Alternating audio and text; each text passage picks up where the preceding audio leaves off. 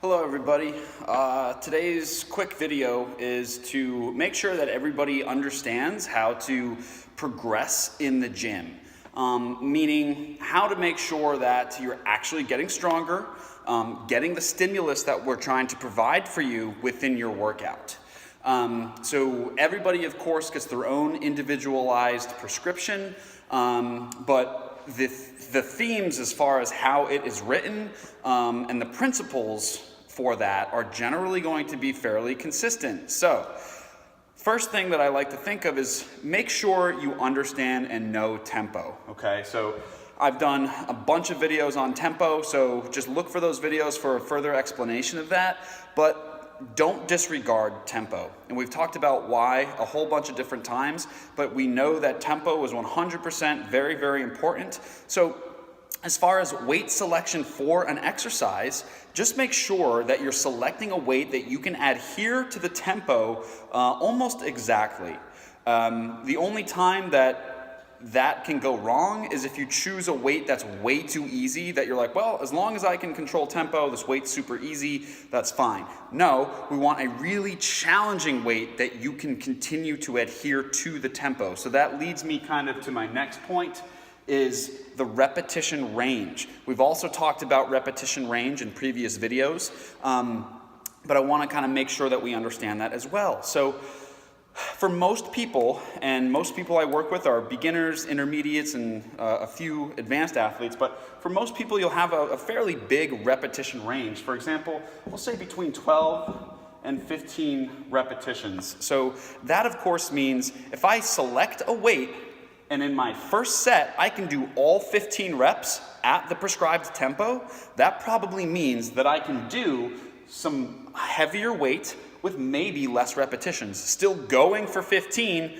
but maybe it's obviously it's heavier than the last weight I selected, so perhaps I can only get 14 in, which is good. It shows that there's a sign of improving strength on that. So it's improving the stimulus of the workout by going heavier, but staying within that 12 to 15 repetition range.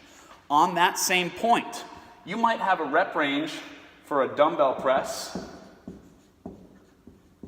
on Monday of week 1 of your program, and then perhaps the following week you have the same movement, but the rep range is now 10 to 12. That means there's an opportunity in there to increase weight from the previous week to this week.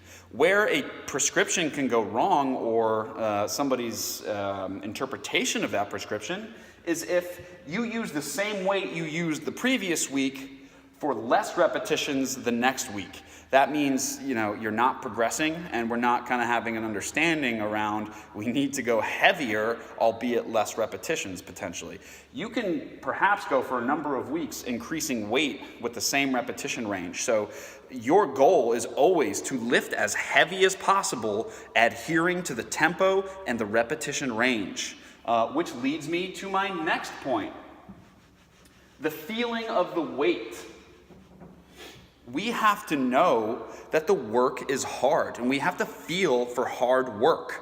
If the work that you're doing is not hard, if it's not difficult, you're not going to make a favorable adaptation, which means you get stronger. You don't get stronger within the session, you get stronger doing really hard work, recovering, and then the next time a little bit stronger doing the same thing, a little bit heavier. It's not always as linear as that, obviously, but for simplicity's sake, that's the nuts and bolts of it.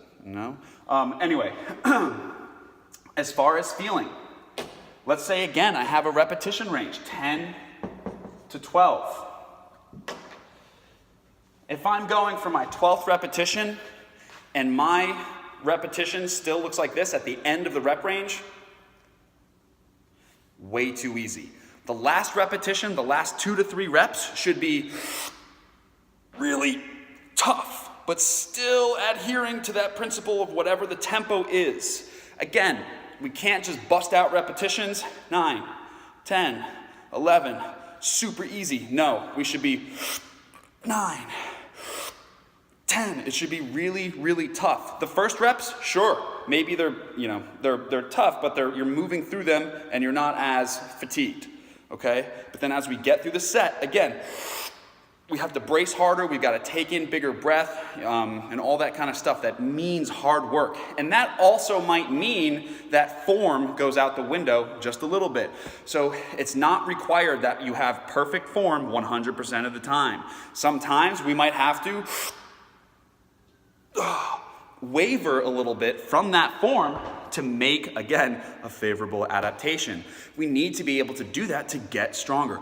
95% of the time, form needs to be on point. But that other 5% when we're trying to get stronger at the end, the tail end of a repetition range, you gotta make some room for a little bit of slop, as they say, to get stronger. So don't always be thinking, okay, the weight has to be light enough so that I can get my absolute perfect form every repetition. I commend that, but also not gonna get stronger doing that. Finally, making sure you rest enough. If there's a 2-minute rest associated after the work that you're doing and you're sitting there like 30 seconds into your rest, like, dude, I could just go do that again. That's on you. You did not work hard enough. That's just the truth of it. You need to work hard enough to warrant the amount of rest. That said, sometimes we work within other scenarios where we want to fatigue and take less rest. That's for not a lot of people, but most times, if I'm giving you rest, it's so that you can recover enough to produce the same output, but not so much that it's just so easy that you're waiting there and just thinking, man, this is too much rest. If you're thinking too much rest, go heavier, go harder, right? Knowledge, one thing, it's just a logistic thing. You're gonna wanna know what the program says, what's going into the day, so that you're not finishing one exercise and looking on Fitbot, what's the next exercise, what's the sets and the tempos. You need to be able to get the exercises set up. A lot of clients, we work within supersets to save time, to use multiple movements for exercise selection and depending on the body split. So you might have A1 through A3. You better know what those subsequent exercises are so that you're not cutting into your rest time or cutting into your work time rather by worrying about, oh, I have to watch this video again, so on and so forth. I understand in the beginning you gotta do that, but you gotta take a lot of ownership of your exercises, knowing the form, knowing the reps and the tempo, and how you're gonna move from movement to movement and transition that. So those are all things that are, essentially requirements in order to continue to progress week to week. There's nothing really magical about any given prescription that's going to just automatically get you the results you want just because you kind of put in the hours, I guess, so to speak. You've got to really become kind of intimate with how your body is reacting to the stimulus that we want and trying to hit that target each and every time you're in the gym. So we don't want to waste time and not get the absolute best we can out of the session. So just make sure you're keeping all these things in mind. It is a lot of work. That's the way it works to get to the goals we want to achieve. But overall, if you put time, effort, and attention to those things, you'll see great results. All right, have a great day.